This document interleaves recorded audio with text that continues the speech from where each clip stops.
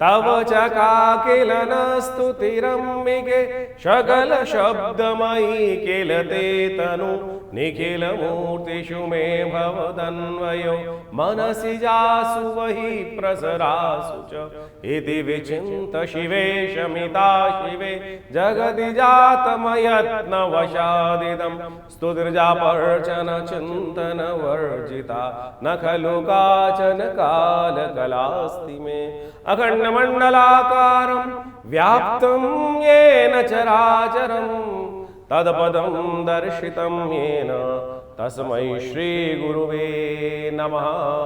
नमस्कार, स्वागत है आपका आचार्य वाणी में। मैं आचार्य डॉक्टर विक्रमादित्य आपके साथ हूँ। आज का विषय है धनु राशि वालों के लिए, बृहस्पति प्रधान धनु राशि वालों के लिए ग्रहों का योग किस प्रकार से रहेगा। देखिए, इस वक्त भाग्य परिवर्तन की तरफ जा रहा है, उन्नति के संकेत दे रहा है। आत्मविश्वास बनाकर जल्दबाजी को त्याग कर यदि आप अनावश्यक खर्चों पर कंट्रोल करते हुए यदि काम कर लोगे तो बहुत अच्छा योग बन सकता है। एक ग्रह बुध ही आपके लिए अकेला सब चीज़ों को वारे न्यारे करने की योग बनाता दिखाई दे रहा है। बृहस्पति अस्त जरूर है, शनि अस्त जरूर है, लेकिन फिर भी कहीं ना कहीं कुछ ना कुछ रास्ते खोल रहा है बुध ग्रह। तो इस वक्त रुका हुआ कार्य पूर्ण करने के संकेत दे रहा है। निवेश, विदेश, शिक्षा, सलाहकार, कहीं ना कहीं कार्यों से ऑनलाइन संबंध के माध्यम से कहीं ना कहीं आपको आगे बढ़ने के रास्ते बनते दिखाई देंगे। आय के रास्ते इन्हीं रास्तों से खुलते दिखाई दे रहे हैं। कुछ नई जिम्मेदारियां प्राप्त होने के योग बन सकते हैं, इसलिए वरिष्ठों का सहयोग लेकर यदि कार्य करोगे तो कहीं ना कहीं कुछ ना कुछ नया रास्ता बना पाओगे। आप व्यापार कर रहे हो तो नए ग्राहक, दूर दराज के क्षेत्रों से लाभ प्राप्ति के संकेत भी ग्रह देता दिखाई दे रहा है। भाग्य के दृष्टिकोण से यदि देखें तो ग्रह ने शुभ दृष्टिकोण से केवल बुध ही परिवर्तन करके सरकारी मार्गों से, कानूनी मामलों से कोई महत्वपूर्ण योजना सफलता की तरफ ले जाता दिखाई दे रहा है। विद्यार्थियों के लिए बुध ग्रह उदय होकर कहीं ना कहीं प्रतियोगी परीक्षाओं में सफलता का वातावरण बना सकता है, लेकिन शनि कहीं ना कहीं अस्त और जो वक्री होने जा रहा है वो कहीं ना कहीं व्यवधान भी उत्पन्न करने की योग दे रहा है। धार्मिक यात्रा, धार्मिक क्षेत्रों से कहीं ना कहीं किस्मत जागने की योग बनेंगी, क्योंकि बहुत सुंदर संकेत इस वक्त मिल रहे हैं कि जुलाई के अंत में कई सारे शुभ योग बनने वाले हैं। अनावश्यक खर्चा से आपको रोकने का प्रयास करना चाहिए। यात्रा, वाहन इत्यादि की देख रेख पे अत्यधिक खर्च होने के योग बनते दिखाई दे रहे हैं, उससे बचने का प्रयास करें। जल्दबाजी में कोई काम ना करें। बड़े निर्णय लेने से जल्दबाजी में नुकसान ही होता है, क्योंकि शुक्र इस वक्त, बुध कहीं ना कहीं इस वक्त जो यदि शनि को देखें तो वक्री चल रहा है, कहीं ना कहीं बृहस्पति अस्त चल रहे हैं। स्वास्थ्य का ध्यान रखें। लिवर, पाचन, रक्तचाप इत्यादि समस्याओं को पूरी तरह से नज़रअंदाज ना करें, इस बात का ध्यान रखते हुए कार्य करें। स्पष्ट बोलने की आदत कहीं ना कहीं कुछ तनाव उत्पन्न करने की योग बना सकती है, इसलिए स्पष्टवादी नहीं, कटुवादी नहीं, थोड़ी शालीनता के साथ चीज़ों को रखने का प्रयास करोगे। बुध अब उदय हो चुका है। वाणी का व्यापार अब सही रूप से आपको कहीं ना कहीं आपके वारे न्यारे करने की योग बनाता दिखाई दे रहा है। फिर भी बृहस्पति अस्त है, तो क्या उसका उपाय करना है वो भी आप जान लीजिए। सबसे पहले बात कर लेते हैं 21 तारीख की। 21 तारीख के दिन ग्रह नक्षत्रों का योग आपके लिए कैसा बन रहा है जान लीजिए। 21 तारीख का पंचांग कहता है मंगलवार का दिन है, अष्टमी तिथि विद्यमान है, आषाढ़ मास की शुक्ल पक्ष की अष्टमी है और ग्रह नक्षत्रों के दृष्टिकोण से सुबह सुबह ग्रह परिवर्तन की तरफ जा रहे हैं, जो लाभ की नई उम्मीद जगाते दिखाई दे रहे हैं। बुध उदय होता दिखाई दे रहा है और इस दिन बुध के उदय होने से आपकी राशि के दृष्टिकोण से, चाहे व्यापार कर रहे हो चाहे नौकरी कर रहे हो, कहीं ना कहीं स्थितियां आपके लिए अनुकूल बनती दिखाई दे रही हैं। इस वक्त अनुकूलता का लाभ प्राप्ति के नए संबंध भी स्थापित करने के लिए युवाओं के लिए ये बुध कहीं ना कहीं नया रास्ता दिखाई दे रहा है। जो लोग स्टॉक मार्केट में काम कर रहे हैं, कहीं ना कहीं निवेश करने का योग बनाते दिखाई दे रहे हैं, उनके लिए बुध का उदय होना कहीं ना कहीं बुद्धि के मार्ग से रास्ता उत्पन्न करने की योग बना सकता है। धन, वाहन, सुख प्राप्ति की योग भी कहीं ना कहीं उत्पन्न करना दिखाई दे रहा है। इस वक्त बुध का उदय होना और बहुत जल्दी बुध का मार्गी होना कहीं ना कहीं आपके लिए नए रास्ते उत्पन्न करने की योग बनाता दिखाई दे रहा है। बुध को और शुभ करने के लिए आपको विशेष तौर पर कन्या पूजन करने का प्रयास करना चाहिए। देव योग से इस वक्त गुप्त नवरात्रि चल रही हैं, तो हो सके तो जितनी गुप्त नवरात्रि में नित्य प्रति यदि कन्या पूजन कर लें, 2 दिन बाकी हैं, तो अवश्य करने का प्रयास कीजिए, किस्मत जागेगी। आज तो अष्टमी तिथि है, इस दिन तो अष्टमी तिथि के दिन विशेष तौर पर देवी भागवत के अनुसार से महिषाग्नि भगवती का ध्यान करते हुए, दुर्गा जी का ध्यान करते हुए उनका पूजन कर लेना चाहिए, उनका यज्ञ कर लेना चाहिए। दुर्गा सप्तशती का पूजन करके कल्याण करोगे, पाठ करोगे, यज्ञ करोगे तो कल्याण होने के सुंदर सुयोग बनते दिखाई देंगे। 22 तारीख बुधवार का अवसर, नौमी तिथि विद्यमान है, महानवमी का सुंदर योग बनता दिखाई दे रहा है। भड्डली नवमी लेकर योग आती दिखाई दे रही है और इस दिन विशेष तौर पर भगवती महालक्ष्मी की आराधना सबसे कल्याणकारी मानी जाती है। ऐसे में ग्रह नक्षत्रों के दृष्टिकोण से योग जो बन रहे हैं वो आपके लिए बड़े कल्याणकारी बनते दिखाई दे रहे हैं। इस वक्त ग्रहों का योगायोग ऐसा है कि जितना सत्कर्म का कार्य करोगे उतना बढ़िया आपके लिए रास्ता बनता दिखाएगा। अपने सद्गुणों को पहचान कर उनको आगे रखने का प्रयास करो। मुखौटा बदलने की ज़रूरत है, स्वभाव को बदलने की ज़रूरत है, अपनी वास्तविकता सामने रखने की ज़रूरत। सरलता से चीज़ों को सामने रखकर कार्य करने से समस्त चीज़ संपादित होकर आपके लिए कहीं ना कहीं आपके सदचरित्र को सामने रख के अपने पर्सनालिटी को बिल्कुल सही रूप से आगे रखने की ज़रूरत है, उसका लाभ लेने की ज़रूरत है। किसी और मुखौटे के लगाने की ज़रूरत नहीं। इस वक्त आपका जो सही जो युग स्वरूप है उसको ही आगे रख के कार्य करोगे तो कहीं ना कहीं चीज़ें बहुत सुंदर रूप से आगे बढ़ेंगी। नवमी है, भड्डली नवमी है, महानवमी गुप्त नवरात्र की है। सुंदर रूप से भगवती के सानिध्य में यज्ञ करने का प्रयास करें। इस दिन कहा जाता है कि भगवती यदि ऐन्द्री देवी का ध्यान करोगे, जो ऐरावत पे आरूढ़ होकर महालक्ष्मी जी विद्यमान है, जो धन की वर्षा करती हुई जा रही हैं, उनका श्री सूक्त से पूजन करोगे तो महालक्ष्मी का आशीर्वाद भी मिलेगा। 22 जुलाई को गुप्त नवरात्रि का अंतिम दिवस है और गुप्त नवरात्रि का अंतिम दिवस भड्डली नवमी के रूप में विद्यमान होता है। ये भड्डली नवमी समस्त अनिष्टों को दूर करने का योग बनाती है। अनसूज साया आखिरी माना जाता है और इसके बाद शुभ मुहूर्त समाप्त हो जाते हैं। फिर 4 महीने तक कोई मुहूर्त नहीं रहता है और ऐसे में भड्डली नवमी का योग जो है गुप्त नवरात्रि का अंतिम दिवस भी माना जाता है। इस दिन ऐन्द्री व्रत भी कहा जाता है। गुप्त नवरात्रि के नौमी दिवस पर जैसे महानवमी का सुंदर पर्व होता है, इस दिन ऐन्द्री व्रत के नाम से शास्त्र में वर्णित किया गया है। ये ऐन्द्री व्रत जो है कहा जाता है भगवती महालक्ष्मी ऐरावत पर सवार होकर जो है महालक्ष्मी का आशीर्वाद देने के स्वरूप में पदार्पण करती है और जो 9 दिन तक भगवती के विभिन्न स्वरूपों का ध्यान करते हुए, उनका पूजन करते हुए, महालक्ष्मी के रूप में उनकी सुंदर आराधना करते हैं, उनके बहुत से मनोकामनाओं को पूर्ण करने के योग बनते हैं। हमने विवेकानंद योगाश्रम में इस बार जो है शतचंडी का सुंदर कार्यक्रम रखा। शतचंडी के सुंदर कार्यक्रम में माँ भगवती के विभिन्न मंत्रों का, दुर्गा सप्तशती के संपूर्ण 700 मंत्रों का यज्ञ नित्यपति रहा और इस नवमी के महाअवसर पर उनका दिव्य यज्ञ संपन्न रहेगा और भगवती की सुंदर उपासना, महालक्ष्मी जी की सुंदर उपासना समस्त अनिष्टों को निवारण करने के लिए रखी गई है। आप सब भी इस नवरात्रि के पूर्णाहुति के यज्ञ में पधारें और भगवती के निमित्त के सानिध्य में बैठकर उनका दिव्य यज्ञ करने का प्रयास करें। माँ आश्रम पर माँ भगवती का दिव्य स्वरूप विद्यमान है जो 500 साल पुराना है। जी हाँ, 500 साल प्राचीन शिव विग्रह जो है, जो 1947 में पाकिस्तान के क्षेत्र मुल्तान से हमारे आश्रम पर पधारा और वहाँ उनको आज उनकी सुंदर प्रतिष्ठा, सुंदर उनकी ही सानिध्य में नित्य प्रति 8 घंटे यज्ञ चलता है और पूरे जो नवरात्र में सुंदर रूप से यज्ञ उनके सानिध्य में रखा गया है।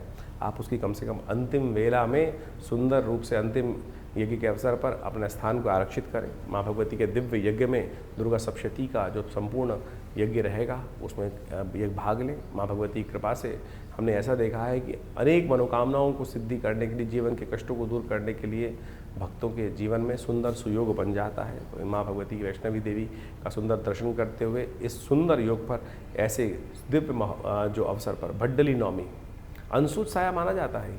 जो भी भगवती के समक्ष इस दिन सुंदर आराधना के रूप में करके यज्ञ इत्यादि के द्वारा अपनी आहुति समर्पण करते हैं, मनोकामना सिद्धि के योग बन जाते हैं। तो आप भी आइए, सादर आमंत्रित हैं इस यज्ञ में। जो फ़ोन नंबर्स नीचे चल रहे हैं उनमें फ़ोन करके अपने स्थान को आरक्षित करें। यज्ञ से भगवती की मन से अपनी मनोकामना रखिए, मनोकामना पूर्ति के सुंदर योग बनेंगे। 23 तारीख गुरुवार का अवसर नौमी तिथि विद्यमान है और इस दिन ग्रह नक्षत्रों का योग आपके लिए परिवर्तन की तरफ जा रहा है और ये परिवर्तन आपके लिए गजकेसरी योग का निर्माण करेगा। कहीं ना कहीं सिद्धि देने का योग बनाता दिखाई देगा। खर्चे करोगे तो कहीं ना कहीं लाभ के योग भी बनेंगे, ऐसा ध्यान रखना। बिना खर्चे के बहुत सारी चीज़ें कहीं ना कहीं विफल हो जाती हैं। तो इस वक्त आपकी राशि में योग बनता दिखाई दे रहा है कि धन वापसी होने के योग बनते दिखाई दे रहे हैं, लेकिन फिर भी फिजूल खर्ची से बचने का आपको अवश्य प्रयास करना चाहिए। फिजूल खर्ची होती है, अपने आप को बड़ा मान कर, कई बार बुद्धिमान व्यक्ति मानकर व्यक्ति क्या होता है कि गलत कार्यों में भी धन खर्च कर देता है। उससे बचने की ज़रूरत है क्योंकि बृहस्पति इस वक्त अस्त हैं, तो वो कहीं ना कहीं उस वक्त बृहस्पति को ताकत देने के लिए सही मार्ग को अपनाने का प्रयास करें। बृहस्पतिवार का अवसर है, पीली चीज़ों का दान करें, केले का पूजन करें, भगवान विष्णु का आशीर्वाद देने का प्रयास करें, तो कहीं ना कहीं कल्याण होगा। कहीं ना कहीं सत्य और नारायण भगवान का पूजन करके कहीं ना कहीं आशीर्वाद देने का प्रयास आपको अवश्य करना चाहिए।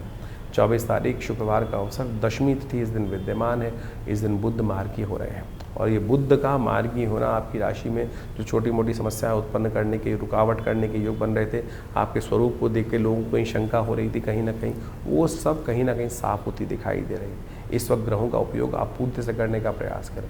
इस वक्त लोग आपको झुककर नमन करने का रास्ता अपनाते दिखाई दे रहे हैं। आपकी बुद्धि के आगे लोगों की चलती नहीं चलेगी, ऐसा योग बन सकता है। तो आप अपनी उस स्वरूप का लाभ लेते हुए कार्य करने का प्रयास करें, अपने आप को अंडरमाइन ना करें। इस वक्त आपकी बुद्धि सही रूप से है, चीज़ों को ठीक करने की सामर्थ्य आपके अंदर पूरी तरह से विद्यमान है। जो कहीं ना कहीं ग्रहों का शनि कहीं ना कहीं अभी तो स्वरूप कर रहे हैं ठीक, कहीं ना कहीं अंकुश उत्पन्न करने का योग लगा रहे हैं, तो उसको ठीक करने के लिए आपको शनि के मंत्र का जप अवश्य करना चाहिए। इस दिन विशेष तौर पर देव जो बुद्ध का मार्गी होने का योग बन रहा है, कन्या पूजन अवश्य करने का प्रयास कीजिए। कन्या पूजन जितना करेंगे उतना कल्याणकारी आपके लिए योग बनता दिखाई देगा। 25 तारीख का दिन शनिवार का दिन है, एकादशी तिथि विद्यमान है। शनिवार को देवशयनी एकादशी पड़ रही है और ऐसे में शनि महाराज आपकी राशि के दृष्टिकोण से इस वक्त बड़ी विचित्र स्थिति में चल रहे हैं। एक तो उनकी ढैया चल रही है और फिर ये इसी दिन जो आगे आने वाले टाइम में वक्री भी होने जा रहे हैं। तो ऐसे में उस देव शयनी एकादशी में भगवान विष्णु का विशेष तौर पर आशीर्वाद देने का प्रयास करें। हो सके तो भगवान विष्णु का शालिग्राम जी का षोडशोपचार पूजन कर कर उनको तिल अर्पित करें और तिल का दान करने का प्रयास करें। यह आपके लिए दिव्य उपाय रहेगा। 25 जुलाई को देवशयनी एकादशी है। ये देवशयनी एकादशी भारतीय संस्कृति के अनुसार से देखा जाए तो अद्भुत पर्व है। देव भी शयन के लिए जाते हैं। सोचें कि देव शयन जो हो रहा है वो क्या कर रहा है। कहा जाता है शास्त्रीय दृष्टिकोण से, जो हमारे यहाँ चतुर्मास आता है, कि उस समय में कोई भी शुभ कार्य निषेध मत दिए जाते हैं। संत महात्मा इत्यादि अपना भ्रमण बंद कर देते हैं। वर्षा ऋतु आ जाती है। वर्षा ऋतु में कहा जाता है कि एक जगह स्थान पर अपना ज्ञान अर्जन करने का प्रयास करना चाहिए, भगवान की स्तुति करनी चाहिए।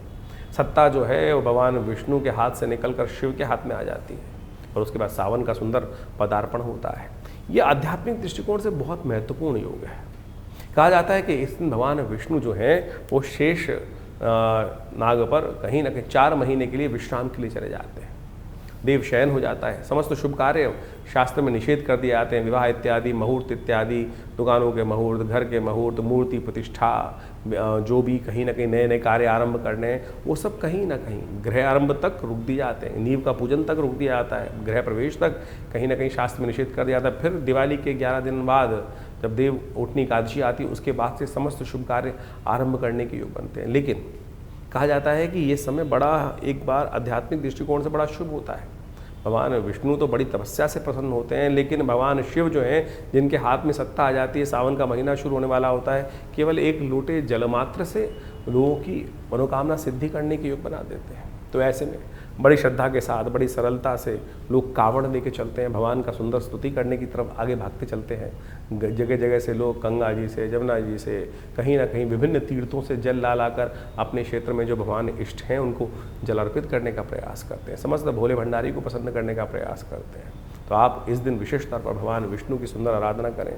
शालिग्राम शिला में विशेष तौर पर उनका षोडशोपचार पूजन गंगा जल से, कपूर से, कचरी से, चंदन से, इन से पंचामृत बनाकर भगवान का सुंदर अभिषेक करें भगवान शालिग्राम जी का, और उसके बाद उनका विशेष स्तर पर वस्त्र इत्यादि अर्पित करें। उनको शयन के लिए समस्त वस्त्र इत्यादि अर्पित कर कर सुंदर रूप से तुलसी दल से उनका पूजन कर कर ओम नमो भगवते वासुदेवाय, ओम नमो नारायणाय, इस प्रकार से इन विभिन्न मंत्रों से उनको समस्त सामग्री 16 जो चीज़ें हैं उनको धीरे धीरे अर्पित करने का प्रयास करना चाहिए। यदि पुरुष सूक्त याद हो, ओम सहस्रसी रेखा पुरुषा सहस्राक्ष सहस्रपाद सभूमि ग्वं सर्वतस्पित्वात्र तिष्ठत् दशांगुलम पुरुकाय वेद ग्वं सर्वम यदभूतम व्यच भाव्यम माउताम। इस प्रकार से यदि वेद मंत्र याद हो तो आपकी तारीख में तो आपको विभिन्न यूट्यूब चैनल्स पे इन सब के 16 मंत्र मिल जाते हैं पुरुष सूक्त के, जो भगवान को अति प्रिय स्तोत्र माना जाता है। उनके द्वारा भगवान का सुंदर स्तवन कर कर आप अपनी मनोकामनाओं की सिद्धि का योग बहुत सुंदर रूप से बना जाते हैं। कहा जाता है कि जो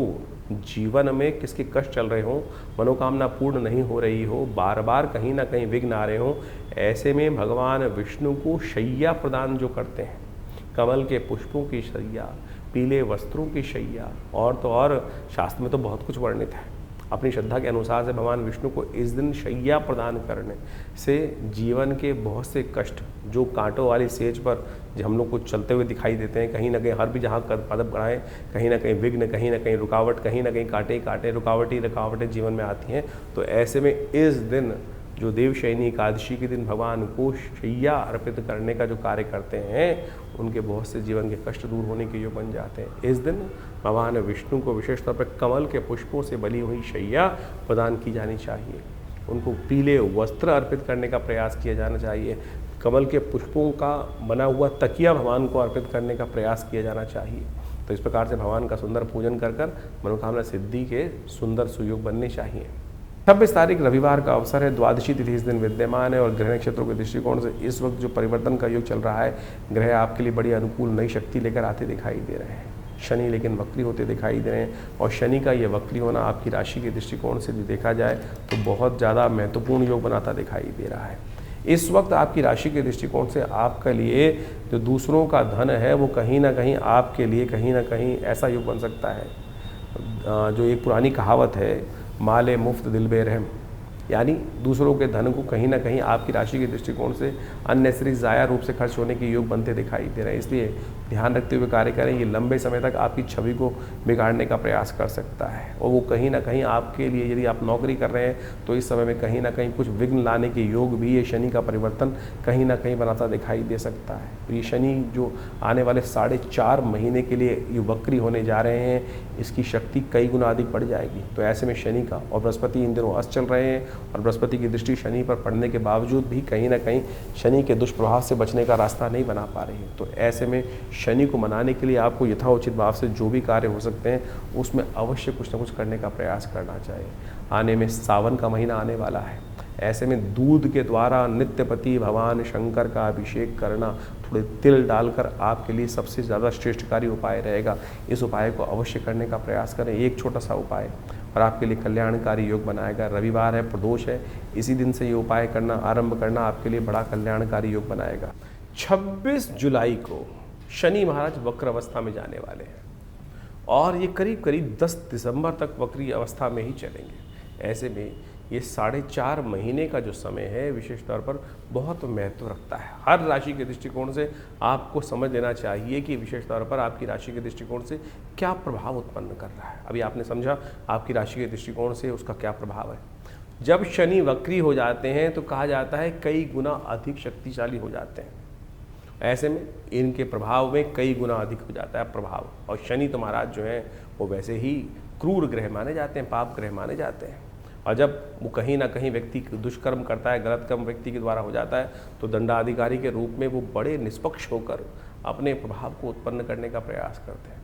ऐसे में शनि को मनाओ, सदा सुख पाओ, इस बात को अवश्य ध्यान रखने का प्रयास करना चाहिए। इस वक्त बृहस्पति महाराज अस्तवस्था में चल रहे हैं, शनि वक्री हो गए हैं और ऐसे में ग्रहों की जो कुचाल चल रही है उससे आपको समझने का रास्ता, बचने का प्रयास करना चाहिए। विश्व में पुनः एक बार भयावह स्थिति अपनी निर्माण होती दिखाई देगी। युद्ध का वातावरण जो पूरे विश्व में कहीं ना कहीं बना हुआ है, उठापटक का दौर कहीं ना कहीं चलता दिखाई देगा पुनः एक बार। ऐसे में आपकी राशि के दृष्टिकोण से आपको कुछ खास उपाय अवश्य करने का प्रयास करना चाहिए। सबसे पहले तो ये अच्छा योग ये बन रहा है कि इस वक्त जो सावन का महीना आ रहा है, सावन के महीने में भगवान शिव की जितनी उपासना करोगे शनि के लिए उतना प्रसन्न का वातावरण बन सकता है। कहा जाता है कि जब शनि खराब चल रहा हो तो शनि की स्थिति को ठीक करने के लिए भगवान शंकर की कृपा में चले जाओ तो भावी मीट सके त्रिपुरारी। अब आपसे कोई ना कोई अपराध कहीं ना कहीं हम सबसे होता रहता है, कहीं ना कहीं कोई गलत कार्य हो गया तो शनि तो अपना प्रभाव से उसका फल देने के लिए आपको रहेगा। लेकिन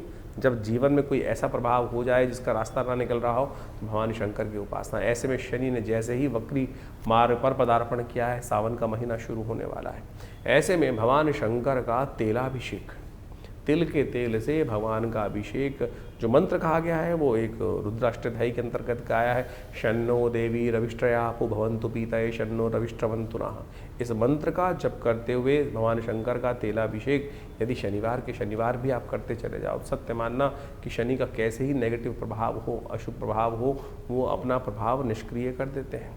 तो इसलिए अपने उस क्रूर प्रभाव से, कहीं ना कहीं पाप प्रभाव से आप बच सकते हैं। तो ऐसे में सबसे पहले तो सद्गुण को पालन करने का प्रयास करें, गलत काम ना करने का प्रयास करें, झूठ ना बोलने का प्रयास करें, किसी भी रूप से जो भी है उठापटक नहीं तो जीवन में कहीं ना कहीं योग बनता चला जाएगा। ऐसे में शास्त्र के दृष्टिकोण से अनेक उपाय शास्त्र में वर्णित किए गए। एक दिव्य उपाय है जिसका केवल लोग आज की तारीख में, कलयुग में यही पूछते हैं ना कि छोटा सा कौन सा उपाय है महाराज, तो हम आपको वो मंत्र बताने जा रहे हैं जिसको शनि स्तोत्र कहा जाता है। वो शनि स्तोत्र अद्भुत रूप से भगवान महाराज दशरथ जी के द्वारा, राम जी के पिता दशरथ जी के द्वारा देवासुर संग्राम से पहले रास्ते में जब जा रहे थे देवासुर संग्राम में भाग लेने के लिए, तो रास्ते में शनि के दर्शन होते हैं। तो ऐसे में भगवान महाराज दशरथ भगवान शंकर भगवान शनिदेव की स्तुति करते हैं। वो दशरथ कृत शनि स्तोत्र कहा जाता है और एक ही स्तोत्र महाराज शनि का पूरे शास्त्रों में विद्यमान है और कोई स्तोत्र नहीं है, केवल दशरथ कृत शनि स्तोत्र मिलता है। और वो ऐसा अद्भुत है कि एक बार, केवल एक बार यदि व्यक्ति नित्यप्रति पाठ कर ले, श्रवण कर ले, सुन ले, तब भी शनि प्रसन्न हो जाते हैं, शनि अपना दुष्प्रभाव कभी नहीं दिखाते। तो वो इस प्रकार से हम आपके समक्ष हाथ बंद करके बैठे भगवान का सुंदर स्तवन करें। ओम नमः कृष्णाय नीलाय शितिकंठ निभाय च नमः कालाग्निरूपाय कृतांताय च वै नमः। नमो निर्मांसदेहाय दीर्घमश्रुजटाय च नमो विशाल नेत्राय शुष्कोधर भयाकृते नमः पुष्कलगात्राय स्थूलरोमणे यत वै नमः। नमो दीर्घाय शुष्काय कालं दृष्ट नमोस्तुते नमस्ते कोडराक्षाय दुर्निरीक्षाय वै नमः। नमः घोराय रुद्राय भीषणाय कपालिने नमस्ते सर्वभक्षाय बलिमुख नमोस्तुते। सूर्यपुत्र नमस्तेस्तु भास्करे भयदाय च अधो दृष्टे नमस्तेस्तु संवर्धक नमोस्तुते। नमो मंदगते तुभ्यं हृस्तंशाय नमोस्तुते। तपसा दग्धदेहाय नित्यं योगरताय च नमो नित्यं क्षुधार्ताय अतृप्ताय च वै नमः। ज्ञानचक्षु नमस्तेस्तु कश्यपात्मज सूनवे तुष्टो ददासि वैराज्यं रुष्टो हरसि तत्क्षणात्। देवासुरमनुष्याश्च सिद्धिविद्याधरोरगा त्वया विलोकिता सर्वे नाशं यान्ति समूलता। प्रसादं कुरु मे देव वराहोऽहम् उपागता। एवं अस्तु तदा सौरिग्रहराजो महाबला। ये इस प्रकार से शनि स्तोत्र है। यदि इसका एक बार नित्य प्रति श्रवण कर ले, एक बार, और इसका यज्ञ कर लिया जाए तो कहने ही क्या है। तो इस स्तोत्र का नित्य प्रति यदि आप एक बार श्रवण करते चले जाए, हमने आपके समक्ष ये कह के दिखा दिया है, सुना के दिखा दिया है, तो यदि आप केवल इसको भी सुन लें नित्य प्रति, धीरे धीरे आप उसको अच्छे से याद भी कर सकते हैं। सत्य माने हमने ऐसे ऐसे दिव्य लोग देखे जिनकी कुंडली में भयावह स्थिति शनि की बनी हुई थी, दशा भी चल रही थी, 7.5 भी चल रही थी, और ऐसे में उनको दिव्य शनि स्तोत्र का पाठ करने को कहा गया। और जब देखा कि वो कब शनि आया, कब शनि चला गया, उसका कोई प्रभाव, एक नया पैसा खर्च नहीं। लोग हज़ारों रुपए खर्च करके बहुत सारे अनुष्ठान, बहुत सारी चीज़ें, पता नहीं कौन कौन से नग पहनाने की बात करते हैं। ये शनि का दिव्य स्तोत्र ऐसा है कि जिसका आप नित्य प्रति पाठ कर लें, सत्य माने आपके जीवन से कष्ट दूर हो जाएंगे। इसके अलावा विशेष तौर पर हनुमान चालीसा अपने आप में एक साबर मंत्र है। हनुमान जी को तो विशेष तौर पर शनि का जी के द्वारा दिया गया आशीर्वाद है। जब रावण के दासत्व से शनि को भगवान हनुमान जी ने मुक्त कराया, तब आशीर्वाद दिया शनि ने, कहा कि जो आपके भक्त होंगे महाराज उनको कभी मैं कष्ट नहीं दूंगा। तो यदि आप हर शनिवार को इन 4.5 महीनों में हनुमान जी को चूल्हा चढ़ा दें, हनुमान जी को देसी घी का सिंदूर मिलाकर चूल्हा चढ़ा दें और साथ में हनुमान चालीसा का एक पाठ कर लें, तब भी आपके जीवन में शनि महाराज का नेगेटिव प्रभाव नहीं होगा। बहुत सीधे साधे उपाय हैं। हींग लगे ना फिटकरी, रंग चोखा हो, और आप पता नहीं कहाँ कहाँ भ्रमित होकर लाइनों में लगकर पता नहीं क्या क्या स्थिति में करते चले जाते हैं। तो आप इसको अपनाने का प्रयास करें। और यदि स्वास्थ्य खराब चल रहा हो, क्योंकि शनि जब वक्री होते हैं तो कहीं ना कहीं एक्सीडेंट का योग भी बना देते हैं, और ऐसे में कहीं ना कहीं शरीर में आदि व्याधि, कहीं ना कहीं कुछ समस्याएं उत्पन्न करने के योग बनाते हैं। तो ऐसे में आपको जब शनि वक्री चल रहे हों तो हर करीब करीब महीने में एक बार अपने वजन के बराबर सतनाजे का दान, 7 अन्न का दान अवश्य करने का प्रयास करना चाहिए। उसमें काली उड़द जरूर होना चाहिए। कोशिश ये करें 7 अन्न ले ले, चावल, गेहूं, कहीं ना कहीं इन सब में काला उड़द, 7 अन्न मिलाकर एक साबुत काला उड़द जरूर डालने का प्रयास करें। और फिर किन्हीं गरीब आदमियों को अवश्य, जो जरूरतमंद व्यक्ति हों उनको अवश्य दान करने का प्रयास करें। ये आपके लिए अद्भुत रूप से कार्य करेगा, समस्त कष्टों को दूर करने का योग बनाएगा। तो आप इन उपायों को कर इन 4.5 महीनों में आप तमाम शनि के दुष्प्रभावों से बच सकते हैं। इसके साथ साथ एक दिव्य प्रयोग और भी है, इस शनि के मंत्र से सिद्ध किया हुआ ये काला धागा। ये काला धागा आप अपने उल्टे पैर में धारण कर लीजिए।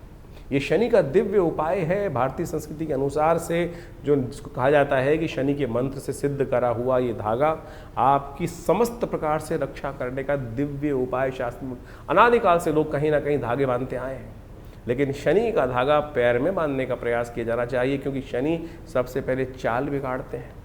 सबसे पहले चाल बिगाड़ते हैं, जब चाल बिगड़ती है तो चरित्र अपने आप कहीं ना कहीं बेढंगा होता चला जाता है। तो ये दिव्य धागा शनि का जो है, शनि के मंत्र से सिद्ध करा हुआ है। यदि आप अपने उल्टे पैर में बांध दें, जिस घर में कोई बच्चा है, अब दिन भर बच्चा कहीं ना कहीं घूमता रहता है, कभी गाड़ी, कभी घोड़ा, कभी मोटरसाइकिल, कभी स्कूटर, और हर रोज आपकी अगर राशि में शनि का बुरा प्रभाव चल रहा है तो कैसे उसकी रक्षा कर सकते हैं। दिव्य ये शनि का एक रक्षा कवच के तौर पर ये कार्य करेगा। तो आप कोशिश ये करें, इसको किसी जातक के उल्टे पैर में, स्त्री चाहे पुरुष, बांध लें तो शनि से बहुत सारी चीज़ों से रक्षा करने के दिव्य रास्ते अपने आप प्राप्त हो सकते हैं। तो ऐसे छोटे छोटे उपाय आप जो को वर्णित किए हैं, तो आप 4.5 महीने में इस शनि के नेगेटिव प्रभाव से अवश्य बचने का प्रयास करेंगे तो शनि की कृपा से बहुत सारी रक्षा के रास्ते आपको अवश्य प्राप्त हो जाएंगे। 27 तारीख सोमवार का अवसर है और ऐसे में ग्रह नक्षत्रों के दृष्टिकोण से त्रयोदशी तिथि की योग बन रहा है। रवि योग लेकर ये तिथि आती दिखाई दे रही है और ग्रह नक्षत्रों के दृष्टिकोण से इस वक्त आपके लिए ऐसा योग बन रहा है कि आपको अपने अलावा कोई सही दिखाई नहीं दे रहा है। इस वक्त आपकी शक्ति भी अच्छी दिखाई दे रही है, लेकिन अपने विचारों के आगे दूसरों के विचारों को आप थोड़ा सा कम स्थान देते दिखाई दे रहे हैं। आवश्यकता है कि सबकी बात सुनकर फिर निर्णय लेने का प्रयास करें, कान खुले रखें। भगवान ने कानों को बंद करने की स्थिति नहीं बनाई। आंख तो व्यक्ति बंद कर लेता है, लेकिन कान तो हमेशा व्यक्ति को खुले ही रखने पड़ते हैं। लेकिन उसमें जाते हुए शब्दों को ध्यान देते हुए कार्य करने की ज़रूरत, अपनी ज़्यादा चलाने से कहीं ना कहीं नुकसान की स्थिति बनती दिखाई देगी। इसलिए कोशिश ये करें इस वक्त विशेष तौर पर अपने स्वास्थ्य का भी ध्यान रखते हुए कार्य करें। शनि महाराज इस वक्त जब से वक्री हुए हैं, कहीं ना कहीं कमर, पेट इत्यादि समस्याओं को उत्पन्न करने के योग बना सकते हैं। इसलिए विशेष तौर पर आपको चावल का दान करना चाहिए। भगवान शंकर के महामृत्युंजय मंत्र का जप करने का प्रयास करना चाहिए। 28 तारीख मंगलवार का अवसर, चतुर्दशी तिथि के साथ पूर्णिमा तिथि जो आ रही है और आपकी राशि में एक महत्वपूर्ण परिवर्तन का योग लेकर आती दिखाई दे रही है। आशीर्वाद जितना लोगे उतना ज़्यादा कल्याण करने का योग आपकी राशि में बनेगा। अपनी जितनी ज़्यादा चलाओगे कहीं ना कहीं नुकसान करने का योग आपकी राशि में बन सकता है। तो इस वक्त विनम्र होकर कोशिश चीज़ करें कि अपने गुरु के सानिध्य में जाने का प्रयास करें, हनुमान जी के सानिध्य में जाने का प्रयास करें। मंगलवार का अवसर है, पूर्णिमा के दिन शाम को, मंगलवार के दिन चांद उदय जो हो रहा है वो कहीं ना कहीं कल्याणकारी योग आपके लिए बना कर ला रहा है। तो आगे आने वाले समय को पहचानते हुए इस दिन विशेष तौर पर कुछ खास उपाय हैं, वर्णित हैं, उनको करने का प्रयास करो। 28 तारीख को मंगलवार का सुंदर सुयोग बन रहा है और इस दिन चतुर्दशी और पूर्णिमा का योग बन रहा है। सत्यव्रत भी इसी दिन किया जाने का सुंदर रास्ता बनता दिखाई दे रहा है। देखिए, आपकी राशि के दृष्टिकोण से हमने आपको बहुत सारी चीज़ें बताने का प्रयास किया। ऐसे में कई बार जो ग्रहों का खराब योग चल रहा होता है उसको ठीक करने का रास्ता है। देखिए, इस संसार में भगवान की कृपा से, गुरु की कृपा से समस्त अनिष्ट दूर हो जाते हैं। और कैसे उनको, शनि महाराज वक्री चल रहे हैं इस समय में और बृहस्पति महाराज भी कहीं ना कहीं अस्त चल रहे हैं, तो गुरु का सानिध्य चाहिए। और आषाढ़ की पूर्णिमा गुरु पूर्णिमा के रूप में जानी जाती है। और इस दिन जो है, यदि मंगलवार के दिन सुंदर योग जो बन रहा है, सुबह पुण्य तिथि जो बन रही है वो बन रही है विशेष तौर पर चतुर्दशी तिथि, और शाम को जो है सूर्यास्त के बाद में ग्रहों का परिवर्तन होने का योग बनेगा। चंद्रमा भी विशेष तौर पर आप मान के चलें बृहस्पति के सम्मुख आके विराजमान हो जाएंगे और साथ साथ पूर्णिमा तिथि भी विद्यमान हो जाएगी। और गुरु पूर्णिमा जिसको कहा जाता है, उसका चांद भी पूरी रूप से इस दिन निखर कर आएगा। आषाढ़ का चंद्रमा है जो निकल कर आएगा, और आषाढ़ का चंद्रमा कहा जाता है 16 कला पूर्ण माना जाता है। और ऐसे में जब ये चंद्रमा की रोशनी होती, कभी बादलों के पीछे आती है और कभी बादलों से निकल कर खुले आसमान में साफ साफ दिखाई दे जाती है। तो कभी जो बादल हैं कभी साफ साफ है, और ऐसे में चंद्रमा का दर्शन करते हुए भगवान का सुंदर पाठ करना, सुंदर कांड का पाठ करना, हनुमान जी का सुंदर स्तवन करना। हनुमान जी का सुंदर पाठ जब करते हैं तो तुलसी बाबा ने लिखा है, जय जय जय हनुमान गुसाई, कृपा करहु गुरुदेव की नाही। इस संसार में हनुमान जी से बड़ा गुरु कौन हो सकता है, जो आपको भक्ति का मार्ग प्रशस्त करने का प्रयास कर रहा है। और आपके ग्रह जो चल रहे हैं खराब इस वक्त आपकी राशि के दृष्टिकोण से, जैसा हमने बताया, बृहस्पति भी अस्त चल रहे हैं, शनि भी कहीं ना कहीं वक्री चल रहे हैं और 4 महीने तक वक्री चलेंगे। तो इस दिन विशेष तौर पर हनुमान जी का सुंदर स्तवन करने का प्रयास करें। हनुमान जी को ही गुरु मानकर, जो तुलसी बाबा ने माना, क्योंकि तुलसी बाबा को दर्शन जो कराए वो विशेष तौर पर हनुमान जी ने ही तो कराए। हनुमान जी की आराधना, जब उन्होंने हनुमान जी के चरण पकड़ लिए तो उनका दर्शन कर कर तभी उनके जीवन में वो जो योग था वही बना, और जिसके कारण से उनको राम जी के दर्शन हुए। चित्रकूट के घाट पर भई संतन की भीड़, तुलसीदास चंदन किसे तिलक देत रघुबीर। जिस प्रकार से कहा गया है, हनुमान जी की कृपा से ही अनेक रूप से जब नहीं दर्शन हो पा रहे थे तो हनुमान जी ने जबरदस्ती करवाने का प्रयास, ऐसा गुरु चाहिए ना। तो आप संसार के चक्र में कहाँ फंस रहे हैं? तो सुंदर रूप से हनुमान जी का सुंदर स्तवन इस दिन अवश्य करने का प्रयास करें। आषाढ़ की पूर्णिमा की रात्रि और मंगलवार का सुंदर सुयोग, तो ऐसे में हनुमान जी का सुंदर स्तवन समस्त अनिष्टों को दूर करने का योग बनाएगा। तो ऐसे में हमने विवेकानंद योगाश्रम में इस शुभ तिथि में गजकेसरी योग के अंतर्गत सुंदरकांड का पाठ रखा है, भगवान का सुंदर स्तवन करने का रखा है। और तुलसी बाबा ने तो यहाँ तक कहा है, और देवता चित्त न धरहि हनुमत से ही सर्व सुख करहि। तो सुंदर रूप से इस कार्यक्रम में भाग लें, हनुमान जी का सुंदर स्तवन करें, सवामणि का भोग रहेगा, हनुमान जी का सुंदर यज्ञ रहेगा। हनुमान जी के गुरु के रूप में जो स्वीकार कर लेगा उसका तो बेड़ा पार होना परम सुंदर रूप से है। संकट कटे मिटे सब पीरा, जो सुमरे हनुमत बल बीरा। तो अपने समस्त अनिष्टों को दूर करने के लिए इधर उधर मत भटको, हनुमान जी का सुंदर स्तवन करने का प्रयास करो। आप भी अपने नाम से इस सुंदर कार्यक्रम में भाग ले सकते हैं। व्यवस्थाएं आपके सामने दी गई हैं, फ़ोन नंबर्स दिए गए हैं। आप आइए, सुंदर रूप से हनुमान जी का स्तवन करने के लिए इस दिन अवश्य पधारें। हनुमान जी की सिद्ध मूर्ति विवेकानंद योगाश्रम में सदगुरु आचार्य श्री केशव देव जी के द्वारा प्रतिष्ठित की गई है। उनका दर्शन कर लेने से, उनको सुंदर सिंदूर चढ़ा लेने से कई सारी भ्रांतियाँ लोगों के मनो मस्तिष्क में हैं। स्त्रियों को हाथ नहीं लगाना चाहिए, और कुछ ये बहुत सारे लोग, देखिए वैसे तो मूर्ति को किसी को हाथ नहीं लगाना चाहिए ये, लेकिन यदि पुजारी के रूप में आप उपस्थित हैं तो शुद्ध पवित्र होकर मानस पूजा सुंदर रूप से कर हनुमान जी का सुंदर स्तवन करने का प्रयास यदि करेंगे तो बहुत ही कल्याणकारी रहेगा। भक्त के लिए कोई जाति नहीं है, कोई वर्ण नहीं है, कोई भक्त समस्त वर्णों के हैं। समस्त प्रकार से सरलता से जो हो वही भक्त बन जाता है, वही सदा कल्याण का योग बनाता है। तो इस गजकेसरी योग में हनुमान जी का सुंदर स्तवन आपके समस्त अनिष्टों को दूर करने का योग बनाएगा। 29 तारीख बुधवार का अवसर, पूर्णिमा तिथि विद्यमान है। गुरु पूर्णिमा को लेकर ये तिथि आती दिखाई दे रही है और आपके लिए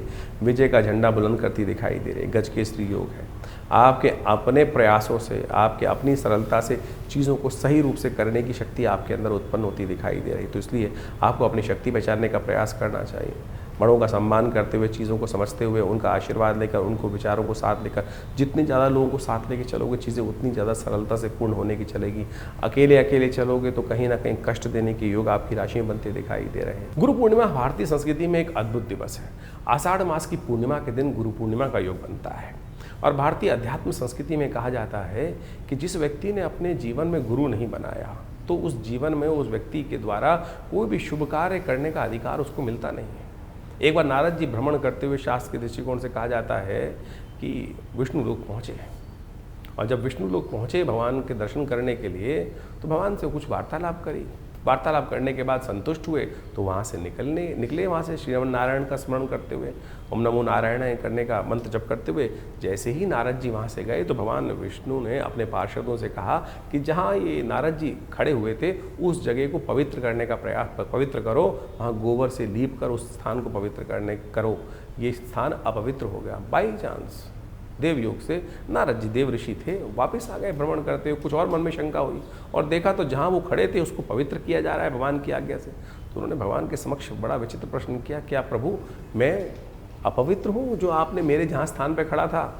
बोले हाँ नारद, तुमने किसी को गुरु बनाया नहीं इसलिए तुम अपवित्र हो। और जो व्यक्ति गुरु नहीं बताता है, गुरु के दर्शन नहीं चलता है, अपने गुरु मंत्र नहीं लेता है, वो अपवित्र ही माना जाता है। उसके स्थान जहाँ खड़ा हो उस स्थान पर खड़े होने की आज्ञा किसी को नहीं है, वो स्थान अपवित्र हो जाता है। तो उन्होंने बड़े विनम्रता से भगवान से पूछा नारद जी ने कि प्रभु अब क्या करो, किसको गुरु बनाओ?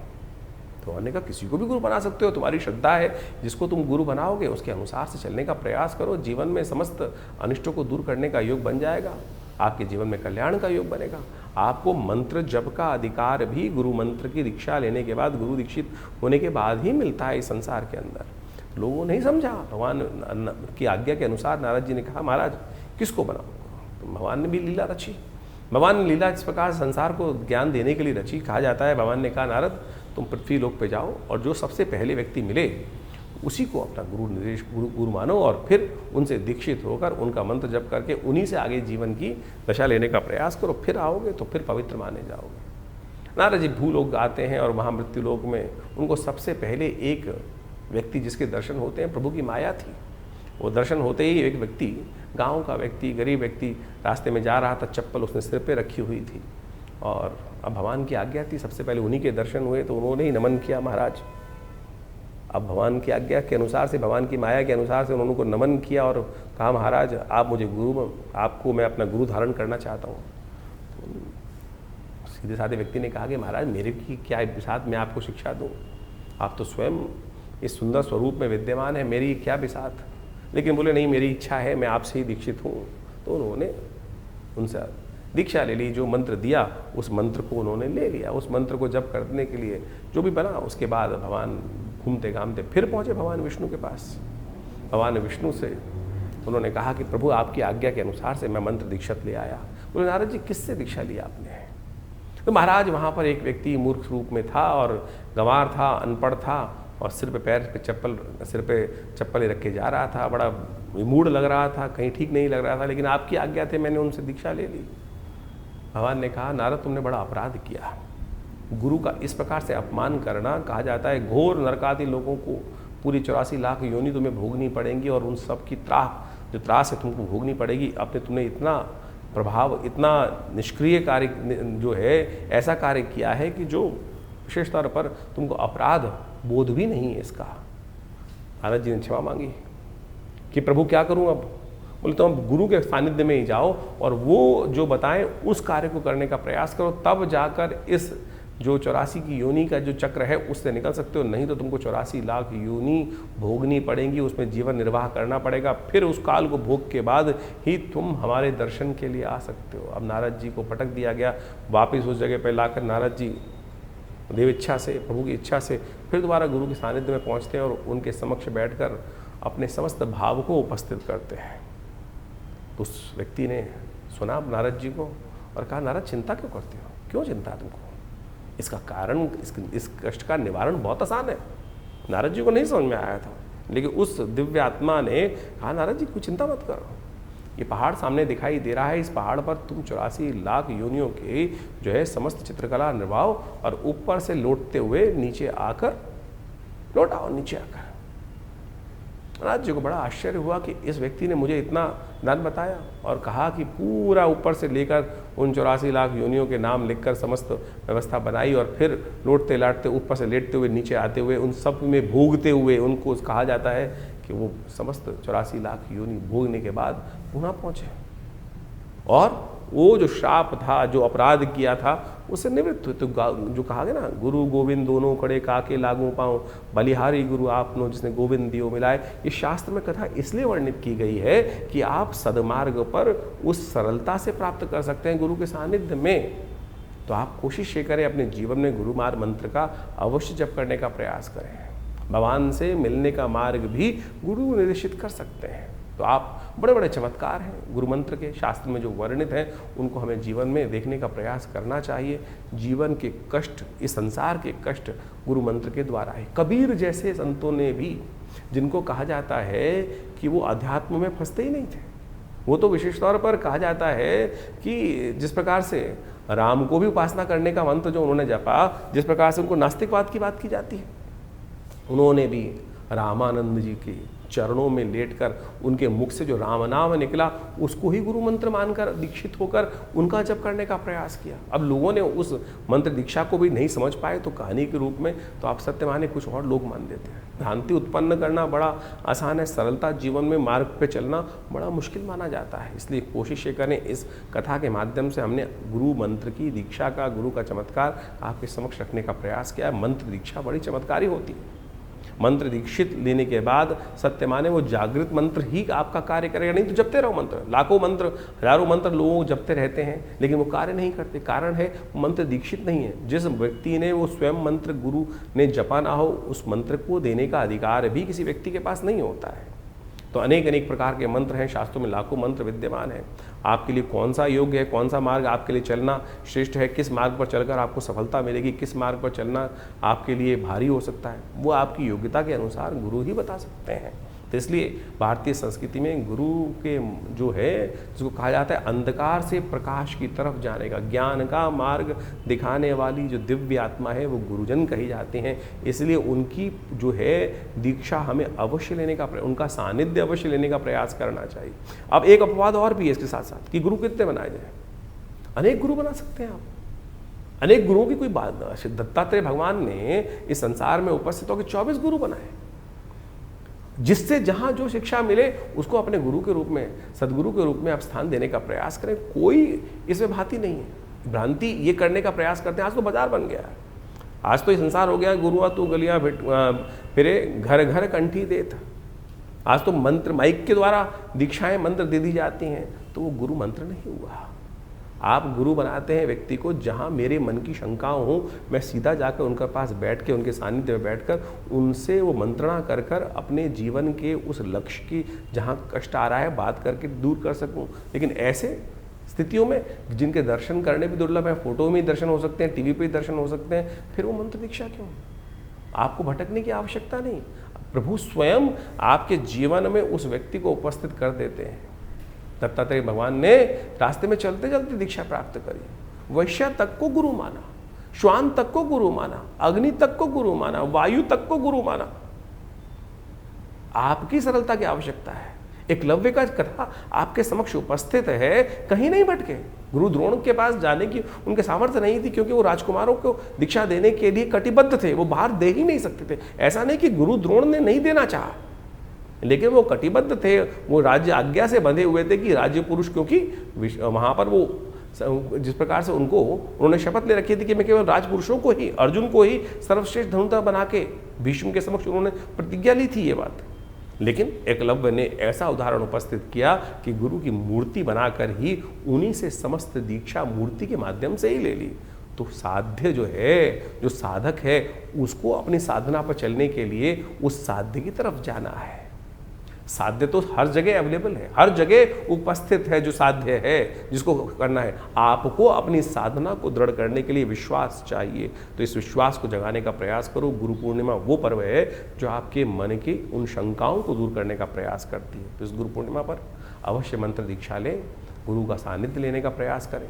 भगवान की इच्छा से समस्त कष्टों को दूर करने का योग आप अवश्य बना पाएंगे। 30 तारीख गुरुवार का अवसर, प्रतिपदा तिथि विद्यमान है। ग्रह नक्षत्रों के दृष्टिकोण से इस दिन सावन का योग आरंभ हो रहा है और सावन का योग गजकेसरी योग के साथ बनकर तैयार हो रहा है और आपकी राशि के दृष्टिकोण से ये लाभ के संकेत दे रहा है, चीज़ों में आपकी विजय के संकेत देता दिखाई दे रहा है। बहुत जल्दी बृहस्पति उदय होने जा रहे हैं और बृहस्पति के उदय होते ही शनि को शांत करने में, वैसे तो शनि 4.5 महीने के लिए अस्त हैं जो वक्री होने जा रहे हैं, लेकिन बृहस्पति के उदय होते ही ये शनि का नेगेटिव प्रभाव को भी ठीक करने के योग बना सकते हो। ऐसे में आपकी राशि के दृष्टिकोण से शनि को अनुकूल करने के लिए आपको एक छोटा सा उपाय जो हम बता रहे हैं वो अवश्य करने का प्रयास करना चाहिए। देखिए, कहा जाता है कि 4 महीने, ये 4 महीने जब तक शनि अस्त रहेंगे, वक्री रहेंगे, तब तक जो सत्ता है वो भगवान शिव के हाथ में रहेगी।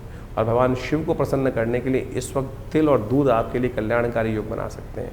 थोड़ा सा दूध लेकर, थोड़े से तिल डालकर पूरे सावन आप कोशिश ये करें, भगवान शंकर का अभिषेक ओम नमः शिवाय का मंत्र जप करते हुए करने का प्रयास कीजिए।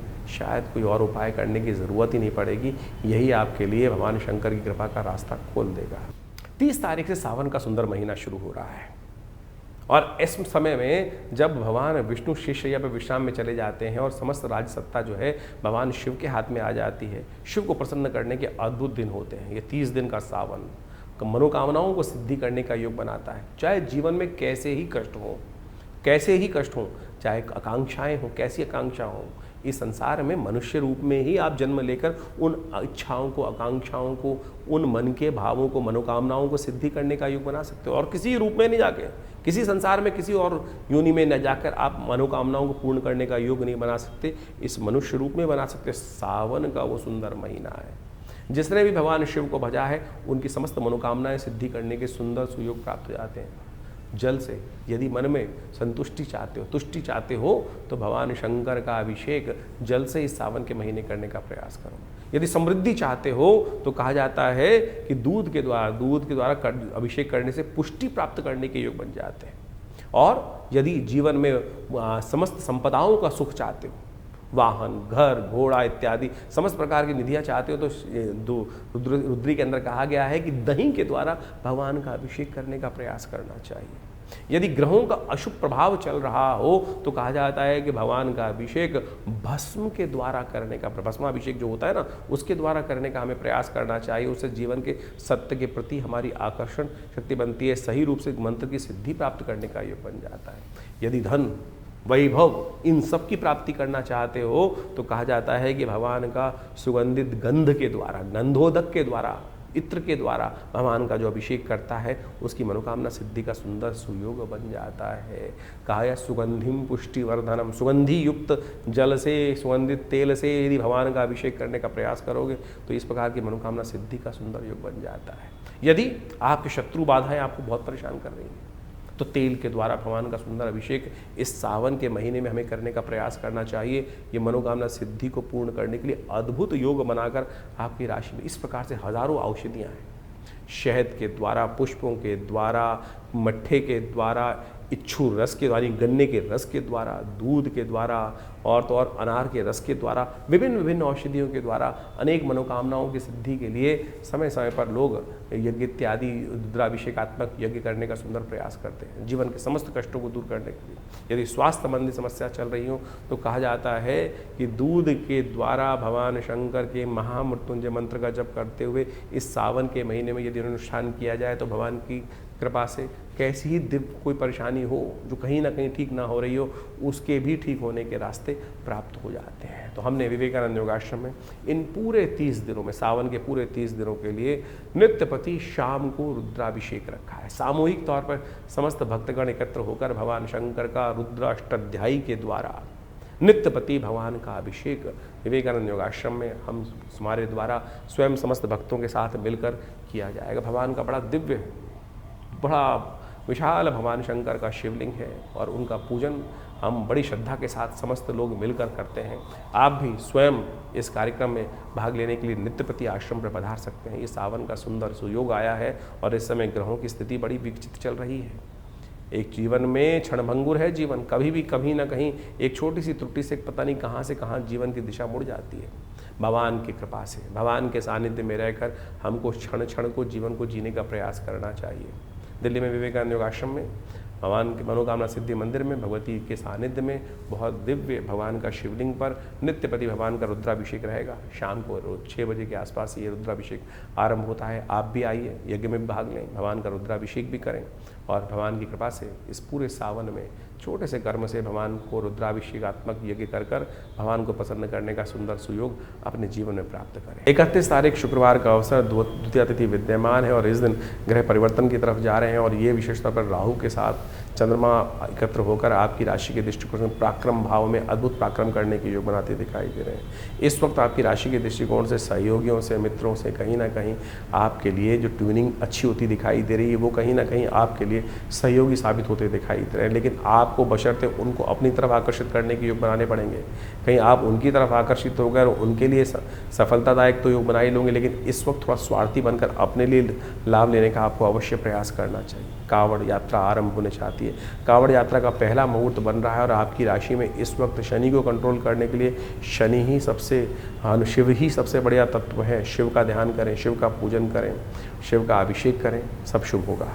तो जुलाई के अंतिम में आपने ग्रहों का प्रभाव समझा, आपकी राशि के अनुसार से कितना महत्वपूर्ण परिवर्तन, चाहे वो शनि का परिवर्तन हो रहा हो, चाहे बुध का पहले उदय होना और फिर मार्गी हो जाना, बहुत महत्वपूर्ण प्रभाव इनका आपको आने जीवन में प्रभाव देखने को मिल सकता है। ऐसे में बृहस्पति अस्त अवस्था में चल रहे हैं, शनि एक बार पुनः वर्ष के अनुसार से वक्री हो गए और ये 4 महीने से ज़्यादा वक्री रहेंगे।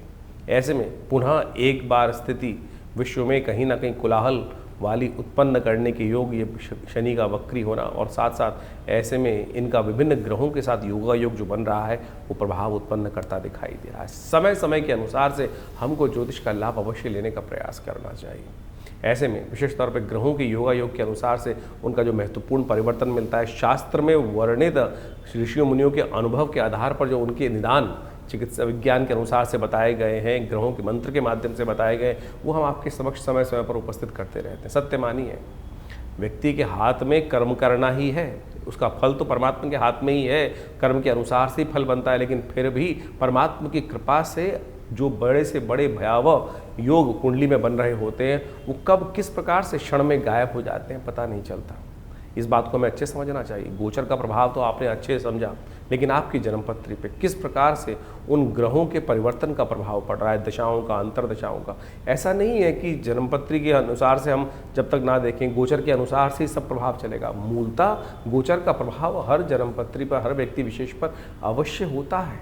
लेकिन मूलतः जन्मपत्री जो है वो विशेष तौर पर कौन से ग्रह योग के अनुसार से किस प्रकार के आप योग बना रहे हैं, कैसे बन रहे हैं, ऐसा समझें कि जैसे जनमानस में तो लाखों करोड़ों आदमी हैं, अब व्यापक आपदा आई, कुछ कष्ट घटा, कहीं आंधी आया, कहीं तूफान आया, उस क्षेत्र में आया, बहुत भयावह स्थिति थी, लेकिन सब लोगों का अहित नहीं हुआ, कुछ का उद्धार भी हो गया। कोरोना काल की महाकाल आया, ऐसे महा विपदा आई, लेकिन सब लोगों के उस क्षेत्र में, एक क्षेत्र में बहुत ज़्यादा विपदा थी, सारे नहीं मरे, सारों के जीवन में कष्ट नहीं आया, किसी के जीवन में उत्थान के योग भी बने। कारण क्या था? वो आपका अपना मूल कर्म, आपकी अपनी मूल जन्मपत्री के निष्कर्ष से कि आपके लिए कौन सा समय अच्छा चल रहा है, कौन सा समय खराब चल रहा है।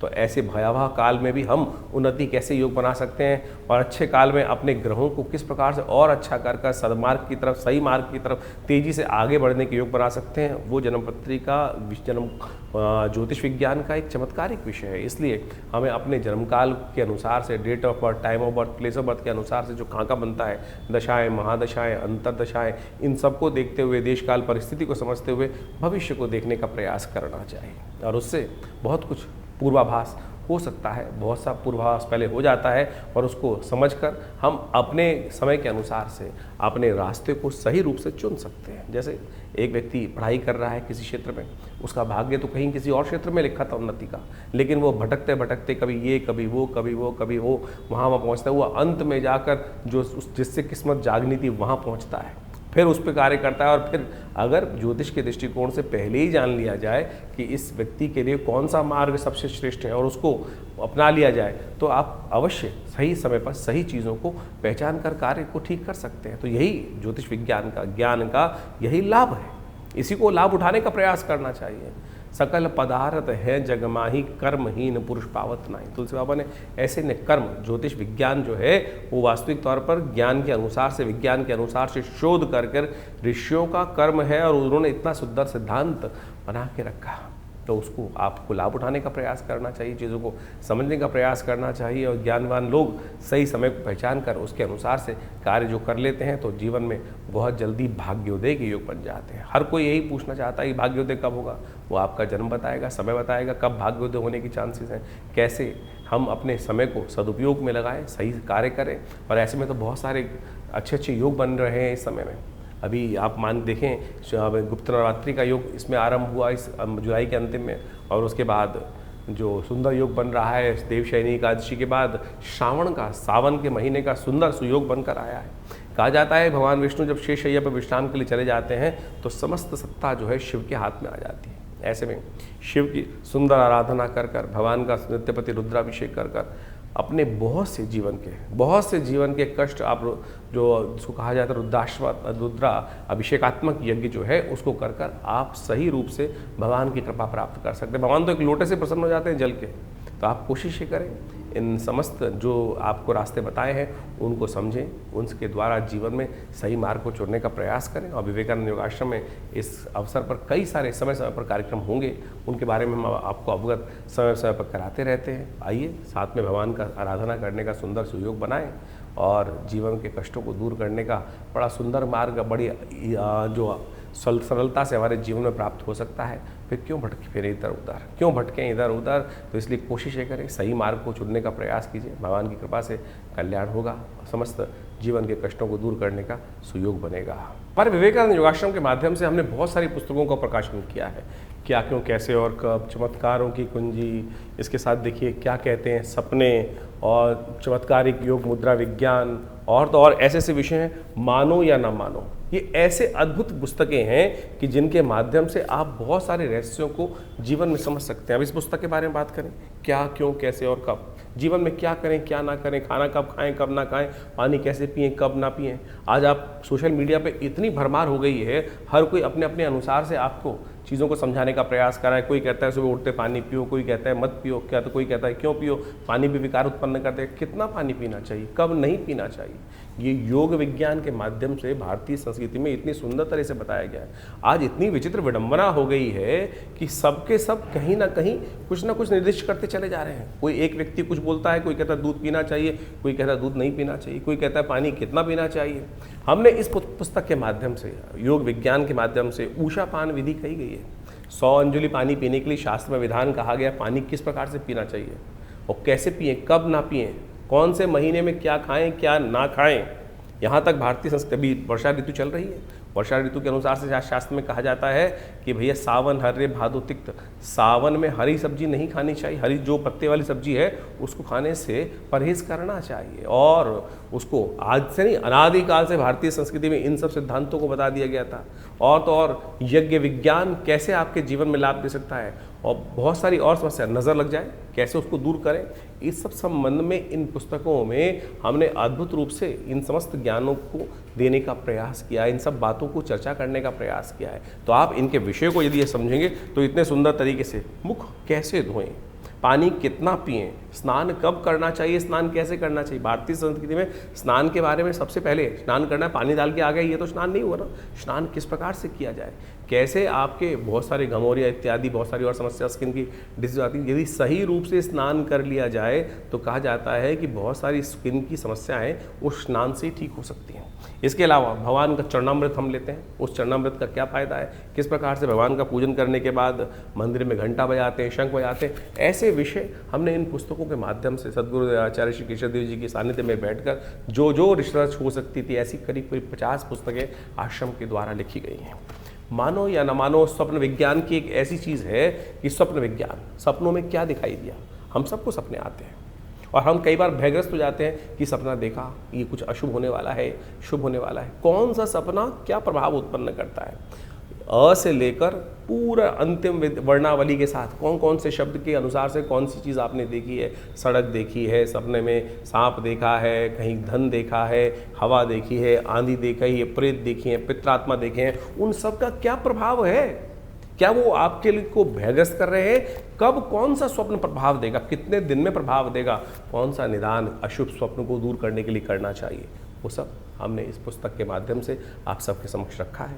तो आप इन पुस्तकों को पढ़ें और देखिएगा सही रूप से आपके जीवन में जो अज्ञान की जो एक समय चल रहा है अंधकार का, अज्ञान का, उसको ठीक करने का रास्ता आपको केवल इस पुस्तक के माध्यम से ही मिल जाएगा। तो ऐसी ऐसी बहुत सारी पुस्तकें हैं। एक ये पुस्तक है चमत्कारिक मुद्रा विज्ञान, ये हमारा अपना विषय है। पूरे विश्व में हमने इस विषय को पहुंचाया कि मुद्राओं के द्वारा कैसे विभिन्न रोग ठीक कर सकते हैं, कान के दर्द से लेकर हृदय रोग जैसी परेशानियों को ठीक करने के लिए ये मुद्राएं चमत्कार अपना प्रभाव दिखाती हैं। विवेकानंद हॉस्पिटल इस संबंध में बहुत अद्भुत कार्य कर रहा है। दिल्ली में 100 बेड का हॉस्पिटल संस्थान के द्वारा बनाया गया है, जो भारत सरकार के पैनल पर भी है, दिल्ली गवर्नमेंट के पैनल पर भी है, और हर रोज़ करीब करीब 100 और 200 लोग यहाँ पर आकर अपना इलाज करवाते हैं प्राकृतिक चिकित्सा के माध्यम से, बिना किसी औषधि के, इन मुद्राओं के द्वारा, ध्यान योग के द्वारा।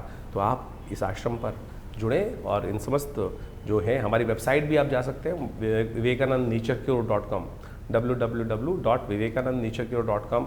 और ये जो प्राकृतिक चिकित्सा का हॉस्पिटल है, योग विज्ञान का हॉस्पिटल है, आयुर्वेद का हॉस्पिटल है, तो यहाँ पर जमुना पार में आप इसमें आके अपनी चिकित्सा सुविधाएं भी ले सकते हैं। और तो आश्रम में यज्ञ तो नित्य प्रति चलते ही हैं, और उस यज्ञ के माध्यम से विभिन्न प्रयोग जो किए जाते हैं, चाहे कैसी ही समस्या है, उन सब को ठीक करने के लिए भगवान की कृपा से विभिन्न मार्ग खुल सकते हैं। आप सत्य माने, बहुत सारे अजीब अजीब केस आते हैं, किसी का स्वास्थ्य ठीक नहीं हो रहा है, तो हमने देखा महामृत्युंजय मंत्र का जो एक यज्ञ है, उसका दिव्य मंत्र का जप करते हुए सही रूप से जो उचित ब्राह्मणों के द्वारा, जो विद्वान ब्राह्मणों के द्वारा सही मंत्र का उच्चारण करते हुए यदि कार्य किए जाए तो वो अद्भुत रूप से मंत्र चमत्कारिक कार्य करते हैं।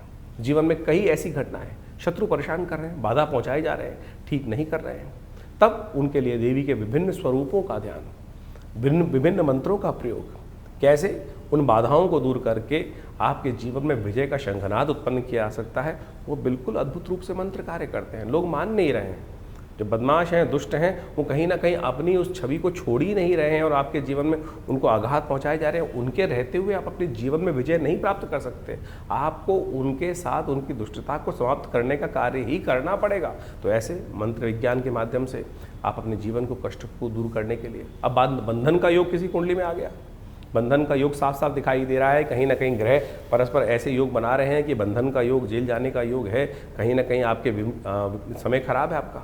तो ऐसे में दुर्गा की नामावली का एक अद्भुत चमत्कारिक प्रयोग है, जिसका यदि प्रयोग किया जाए, भगवती के नामावली का यज्ञ जो है शास्त्र में वर्णित है, समस्त भयों को जीवन से दूर करने का योग बना देता है। कहीं कोई नेगेटिव प्रयोग, किसी ने दुरात्माओं का प्रयोग किसी व्यक्ति के खिलाफ कर दिया, बहुत सारे लोग आते हैं इस बाधाओं से मन से ग्रसित होते हैं। तो ऐसे में कहा जाता है भगवान बटुक भैरव जी का यज्ञ जो है, उन मंत्रों से हमने विभिन्न रूप से विभिन्न आदमियों पर करके देखा, कैसी छाया, कैसा नेगेटिव प्रभाव, कैसी दुरात्मा की शक्ति, उन सब को ठीक करने के लिए ये जो मंत्रों के प्रयोग है, भैरव जी का मंत्र का प्रयोग है, ओम ह्रीं बटुकाय आपद उद्धारणाय कुरकुर बटुकाय ह्रीं स्वाहा, अद्भुत रूप से चमत्कारिक कार्य करता है। उन कष्टों को दूर करने का योग अद्भुत रूप से बना देता है। ग्रह बाधाओं का समस्याएं है, ग्रह बाधा ऐसी हैं कि एक के बाद एक, कोई शनि खराब है, कोई मंगल खराब है, तो उनका जप किया जाए ना, सही रूप से उच्चारण करते हुए, यज्ञ करते हुए, उनका दशांश यज्ञ करके, दशांश उनका मार्जन इत्यादि समस्त पद्धति को अपनाते हुए जो कार्य किए जाते हैं, वो पूर्ण रूप से सही रूप से सफलता की तरफ व्यक्ति की मंशा के अनुसार से कार्य करने का सुंदर कार्य करते हैं। मंत्र विज्ञान कपोल कल्पित नहीं है, सत्य है, लेकिन विधि के अनुसार से, शास्त्र के अनुसार से हमें करने का प्रयास किया जाना चाहिए, तब जाकर समस्त मनोरथों को सिद्ध करने का, दिखावा नहीं है। आज पूरे जो सोशल मीडिया के अंदर हम देखें, दिखावा किया जा रहा है, इतनी जबरदस्ती पद्धति को बनाया जा रहा है, कहाँ कहाँ किस किस प्रकार से दिखावा करके बहुत सारी चीज़ें, लेकिन जो मूल मंत्र जप है वो नहीं हो रहा है, मूल मंत्र जप नहीं हो रहा है। यज्ञ के नाम पर अभी इतने ज़बरदस्त खतरनाक वीडियोस, मैं कहूँगा खतरनाक इसलिए बोल रहा हूँ कि विधि निषेध है ही नहीं उसमें।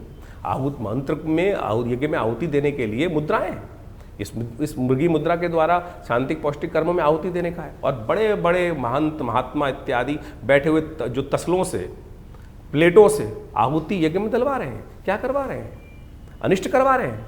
कब आहुति डलनी चाहिए? मंत्र में स्वांते आहुति समर्पय, स्वाहा के अंत में आहुति डलनी चाहिए। कोई विधि किसी का पालन नहीं किया जा रहा है, केवल पंप एंड शो और दिखा दिखो के ड्रामेबाजी कर कर जो यज्ञ विज्ञान के नाम पे, अध्यात्म के नाम पर आज दुराग्रह पूरे विश्व में चल रहा है, ये भयावह है। आप स्वयं करिए, हमारे साथ रविवार को यज्ञ में बैठिए, कोई दक्षिणा नहीं ली जाती, कोई पैसा नहीं लिया जाता। जो लोग कुछ बैठना चाहते हैं रविवार को यज्ञ में आकर आश्रम पर यज्ञ में बैठ सकते हैं। तो इन समस्त विधियों का आशा करते हैं आप पालन करेंगे, समझेंगे, चीज़ों को सही रूप से करेंगे। तो आप जुड़िए विवेकानंद योगाश्रम से, आपका कल्याण होगा। धन्यवाद।